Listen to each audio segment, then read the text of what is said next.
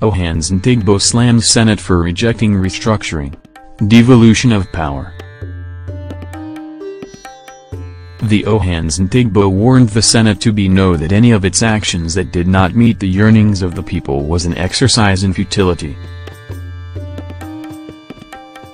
The group expressed disappointment that the Senate did not approve restructuring and devolution of power.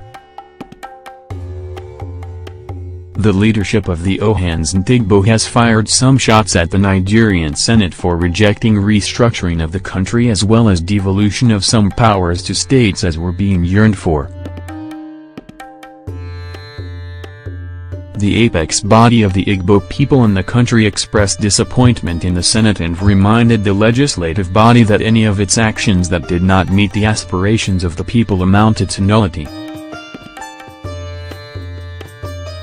In a statement made available to NAGE.com on Thursday, July 27, the group noted that the National Assembly is not final step in the constitutional amendment process as there were others to make inputs.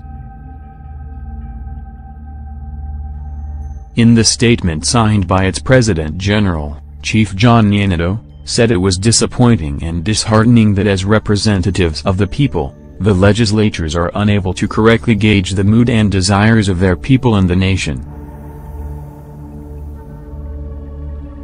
The barrage of voices in this country lately shows clearly that majority of Nigerians are desirous of the country running a true federal system, and one expected the NAS to have appreciated this in all their actions, especially in constitutional amendment, the statement said.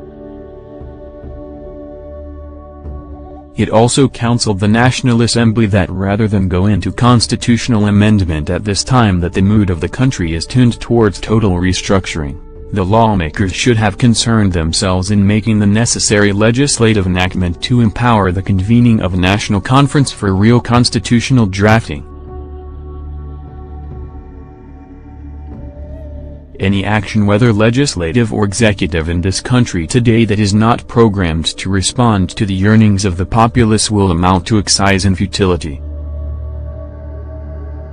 Ohanaeze therefore urges the National Assembly and other legislative levels involved in the constitutional amendment in the country to put the interest of the country first and ensure that its actions are such that would help to douse the tension and stabilize of the country, the statement said, urging the Senate to also consider the 2014 Confab report.